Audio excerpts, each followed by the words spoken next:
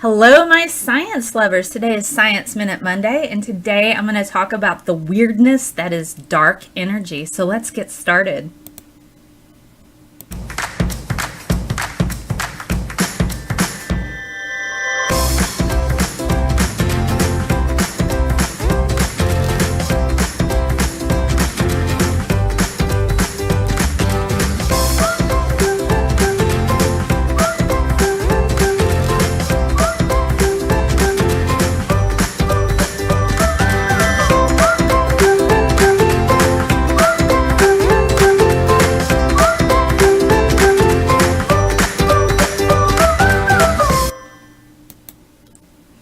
So this dark energy, it's a pretty groovy and strange and weird thing, so let's talk about it. So scientists, they found that there's this unexplained force that's in the universe that's forcing galaxies to go further and further apart from one another, and it's stretching the very fabric of space faster and faster and faster. And they think if this goes unchecked, and they don't quite understand it, they think that this could be the death of the universe, and it could be even tearing atoms apart. So what they do know is that expansion of the universe is accelerating. They used to think that it would slow down because of gravity, but now they know that's incorrect from studying other galaxies and the formations of them. They see it's moving faster than it did before. So let's look at this. Dark energy is 68% of the universe, and dark matter makes up about 27%. Now, the rest that we know about, everything on Earth we've ever observed with all the instruments we've ever had, what we call normal matter, adds up to less than 5% of the universe. Just 5 little bits percent. So what we see, so is it really normal matter? Maybe perhaps all this weirdness we don't understand is actually the normal and we're the strange. I don't know. But it's kind of strange to think that all we see is a teeny tiny percentage of what actually exists. So let's talk a bit about this particular diagram. And this comes to us from NASA. So they have a really awesome website where they talk a lot about dark matter and dark energy. So if that's something that you fancy, you should check it out. So what we see here in this particular diagram, it shows changes in the rate of expansion since the universe's birth around 15 billion years ago. So the more shallow the curve in this particular diagram, the faster the rate of the expansion. The curve changes approximately about 7.5 billion years ago, and it actually changes a lot.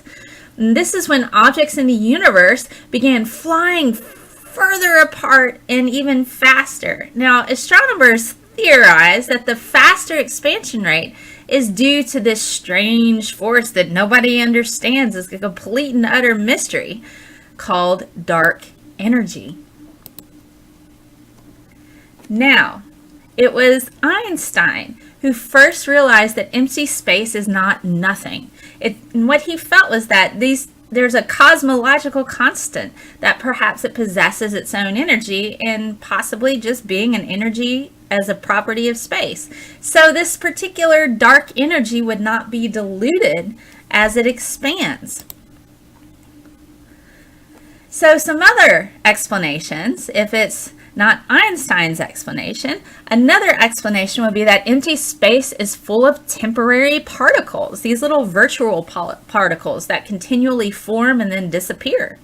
Now, physicists tried to calculate how much energy this would be associated with, and they got a very, very, very, very wrong, super wrong, like 1,000 magnitudes off, thousands, probably several thousands, I think, magnitudes off of just being a completely wrong number. So they know this isn't really going to work. So this particular explanation is kind of eh. Now, another explanation of dark energy is dynamic energy could be this fluid or this field. So they could have this like new form of dynamic fluid, so like looking at it like, all right, it could be that it fills this space, but is opposite to matter in normal energy. So it's kind of like, duct tape that, it has a dark and light side and it binds the universe together. So perhaps dark energy is similar in that regard. Now, they named it the quintessence, being the fifth element that we associate with the Greek philosophers. We still don't know anything about it. Not really. We don't know how it behaves. We don't know really kind of what it looks like. We can't really detect it a whole lot so well, but we're getting there. But we know it exists because of the whole expansion thing.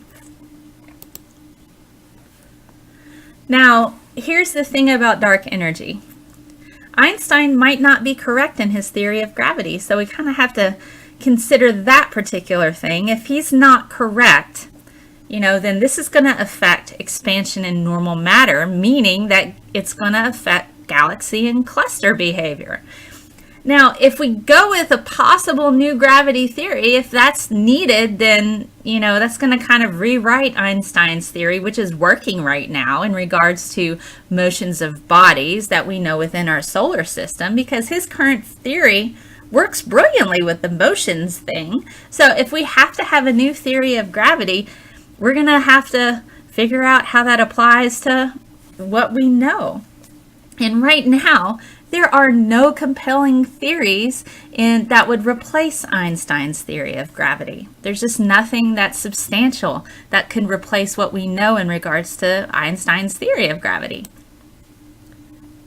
So what needs to be decided so we can figure out what the heck is dark energy? Is it like the Force? Is it like do we need Darth Vader?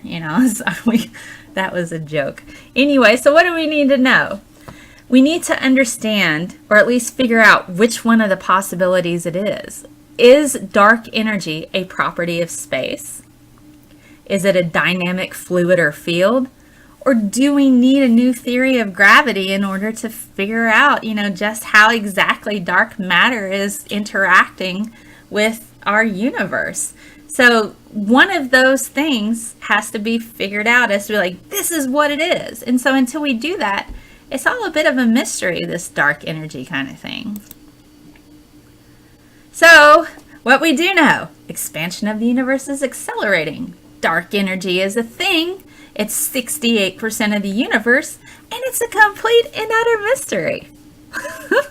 But that's one of the fun things about science. The more we learn about it and the more that we study formations of galaxies, the more that this will start to make sense to us. So I want to take a moment to thank my patrons on patreon.com. Tony, someone who's anonymous, Mark, Jen, Carl, Anthony, Paula, Zachary, Patrick, Tony, Tristan, and Jennifer. They all donate to my Patreon, and this makes everything that I do here possible, and it starts at $1 a month. They get rewards, including early access to all of my Hey Scientist Mel podcast episodes. You can find me everywhere on social media, but if you don't want to be bothered with that, just check out scientistmel.com, and I'll link it to everywhere else you can find me, which is pretty easy to do. And if you have questions, hit me up on twitter.com. Ask me there. Use the Hey Scientist Mel hashtag, and I'll be able to find it quickly. So that has been Dark Energy. Woohoo! For Science Minute Monday, which was several minutes, a little bit longer than usual, but this is a pretty weird and groovy thing. So I hope you guys have a fantastic day, and I will see you around. Squishy science hugs.